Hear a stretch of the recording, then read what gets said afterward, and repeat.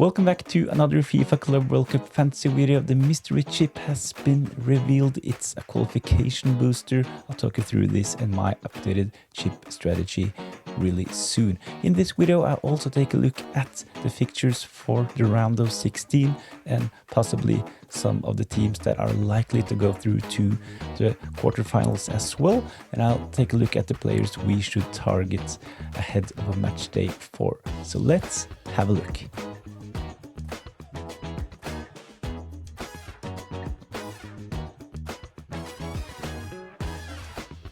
So the mystery chip is revealed and it's now called the qualification booster. It will give an extra 2 points to every player in your starting 11 that advances to the next stage in the tournament. So I will most probably play my qualification booster in the round of 16. I think it's easier to predict the games in the round of 16. The competition will be harder throughout the tournament, so playing the qualification booster in the round of 16 makes sense to me.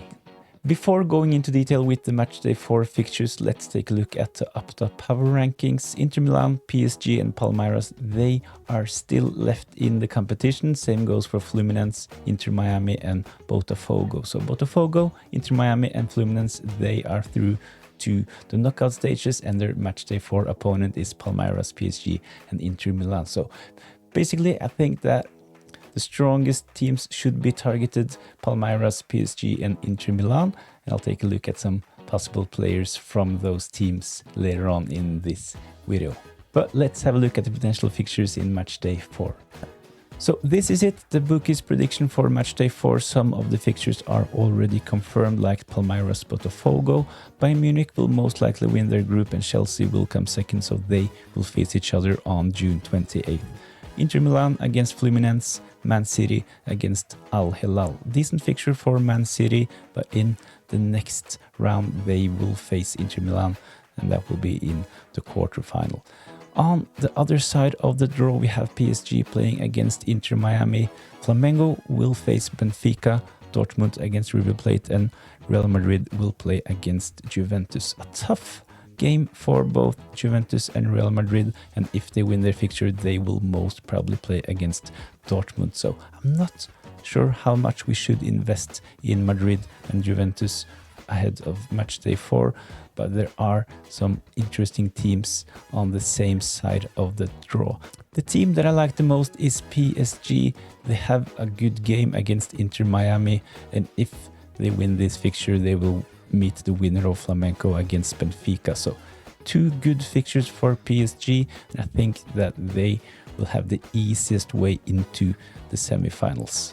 So as mentioned, really good fixtures for PSG, so I think that we should invest in their assets. At the moment we can have 4 players from the same team, and I think that we probably should aim to have 4 PSG players heading into Matchday 4. Some of my favorite assets at the moment is Donnarumma. He is nailed on to start. I think that we potentially can see some rotation. We've already seen it in this tournament, so investing in Donnarumma is a safe bet if you want to cover the PSG defense. I think Hakimi, of course, he is a really good asset as well, scored in Matchday 3, but he is owned by above 50% of the managers, so most of you probably will have Hakimi in your teams, but I want to take a look at some other options as well. Nuno Mendes, he is a bit cheaper, only 6.2, 34% owned.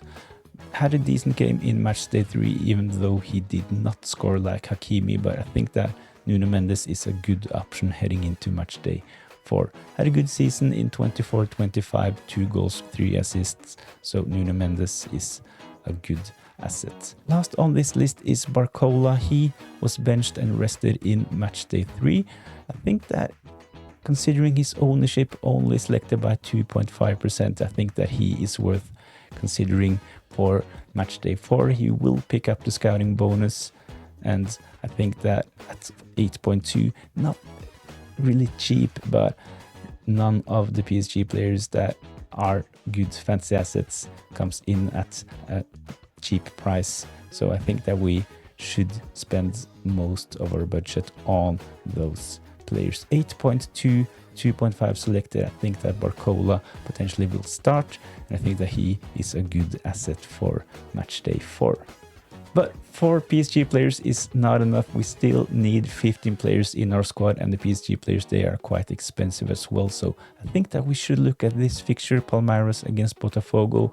You can see that Palmeiras, they are the favorites, so we should potentially have a couple of their assets in our Matchday 4 teams. We know that they will most probably play against Bayern Munich in the quarterfinals, so I wouldn't advise you to have more than one, maybe two players from Palmeiras, but we should definitely consider having a couple of their assets.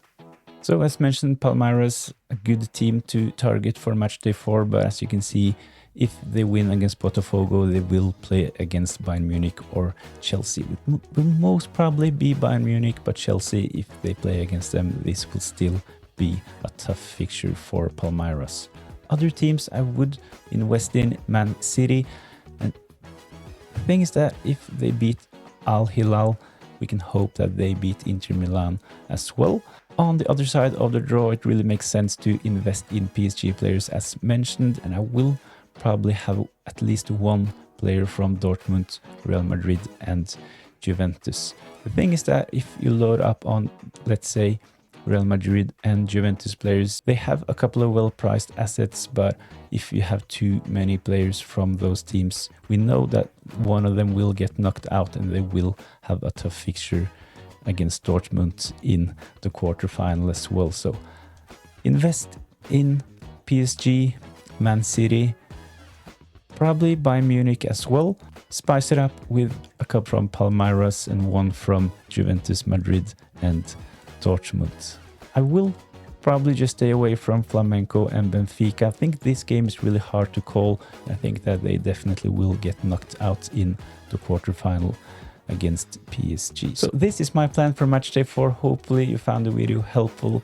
Some of the fixtures are not confirmed, but it is the bookie's prediction, so it won't be that far away from the illustration we just had a look at. So my updated chip strategy will be to play the qualification booster in the round of 16. I've already played my 12th man, already played my wildcard, so the maximum captain will be used in the semifinals or the final.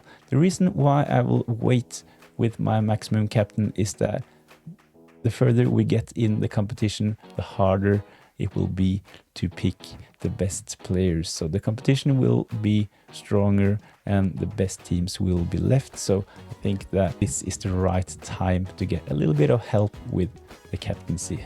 Another reason for why it makes sense to wait with the maximum captain is that in Matchday 1, 2 and 3, 4 as well, there are so many games and we can change our captains between every game. So there are less games later on in the competition, so a little bit of help later on in the competition will probably be really beneficial when it comes to the captaincy. Thanks for watching. Hopefully you enjoyed the video. Subscribe to the channel for more fantasy football content throughout this competition, and I also will be back for the Fantasy Premier League season in August.